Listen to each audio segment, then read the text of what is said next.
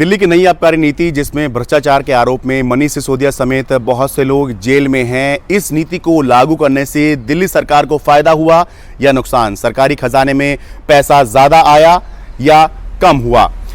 दिल्ली सरकार से जब ये सवाल बीजेपी विधायक अभय वर्मा ने दिल्ली विधानसभा में पूछा तो दिल्ली सरकार ने ये सूचित किया है कि 17 नवंबर 2021 जब से ये नई आबकारी नीति शुरू हुई और 31 अगस्त 2022 जब ये नई आबकारी नीति खत्म हुई, इस अवधि के दौरान दिल्ली सरकार को कुल 5,576 करोड़ रुपए की प्राप्ति हुई है, जबकि बीते साल इसी अवधि के दौरान दिल्ली सरकार को 4,890 करोड़ रुपए की राजस्व प्राप्ति हुई थी। यानी दिल्ली सरकार ये कह रही है कि 686 करोड़ रुपए ज़्यादा दिल्ली सरकार के खजाने में आए हैं, तो नई शराब नीति से दिल्ली सरकार को फ़ायदा हुआ है।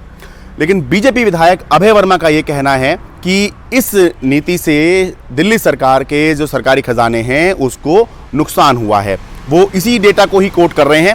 इस डेटा में ये भी बताया गया है कि ये जो नई शराब नीति थी इसमें जितने दिन तक ये चली उसमें करीब 22 करोड़ लीटर शराब बिकी और उससे जो कुल राजस्व था वो ये प्राप्त हुआ था 5,576 करोड़ रुपए।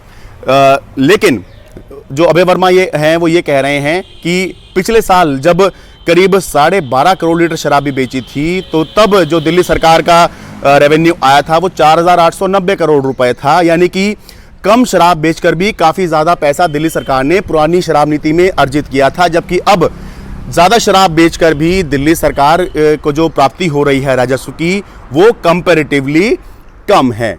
अध्यक्ष जी, ये रेवेन्यू डिपार्टमेंट ने लिख के दिया है, आपके माध्यम से ये जवाब मेरे पास आया है।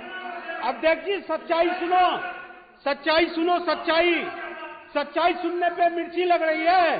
सच्चाई सुनो, सच्चाई सुनो, सच्चाई सुनो। 3100 करोड़ का डाका डाला आप लोगों ने। 3100 करोड़ रुपए की चोरी हुई है दिल्ली के खजाने से। क्यों नहीं जवाब देंगे? आज मैं 3,500 करोड़ में सभी विधायकों के लिए मांग रहा हूं। ये 3100 करोड़ के नुकसान की भरपाई सरकार कैसे करेगी? नई एक्साइज पॉलिसी इंप्लीमेंट होने से पहले जो 2020-21 का ये समय था, 17 नवंबर से 31 अगस्त तक का, ये टोटल रेवेन्यू जो कलेक्ट हुआ वो हुआ 4,890। और अगर हम उसके अगले साल का इसी समय का अगर हम देखें, मतलब कि 21-22 में अगर 17 नवंबर 21 से लेके 31 अगस्त 2022 का अगर हम रेवेन्यू कलेक्शन देखें तो ये आता है 5,576। अब कौन सा ज्यादा है कौन सा बड़ा है ये मुझे पता नहीं। मैं माननीय सदस्यों के समझ के लिए ये भी बताना चाहूंगा अध्यक्ष जी, दोनों पॉलिसीज जो हैं वो बिल्कुल अलग प्लेटफॉर्म पे थी। पुरानी पॉलिसी थी जो एक्साइज ड्यूटी रजीम हम कहते हैं, सारा चीजें एक्साइज ड्यूटी के रूप में इकट्ठा किया करते थे, और जो नई पॉलिसी थी वो सारा लाइसेंस फी के रूप में उसको इकट्ठा किया गया है। दोनों पॉलिसीज को कंपेयर करना भी एक प्रकार से ठीक नहीं है। It is like comparing apples and oranges. सेब और संतरे को अगर कंपेयर करें वो ठीक नहीं होगा।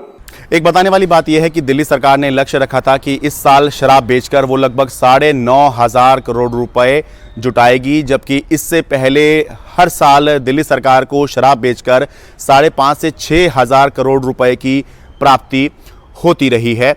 तो इस लिहाज से भी देखें तो दिल्ली सरकार अपने खुद के निर्धारित किए गए लक्ष्य से पीछे नजर आ रही है। तो कुल मिलाकर ये कहना होगा कि दिल्ली सरकार का अगर रेवेन्यू देखें नई शराब नीति से उसको कितना रेवेन्यू प्राप्त हुआ है तो फैक्ट ये है कि पहले से ज़्यादा उसको रेवेन्यू प्राप्त हुआ है, लेकिन सरकार अपने खुद के टारगेट से पीछे नज़र आ रही है। और उससे भी बड़ी बात ये है कि इस शराब नीति से दिल्ली सरकार को इतना फ़ायदा नहीं हुआ जितने आरोप दिल्ली सरकार के ऊपर इस मामले के अंदर लग गए और उसके सबसे बड़े मंत्री, सबसे अहम मंत्री मनीष सिसोदिया को जेल तक जाना पड़ गया।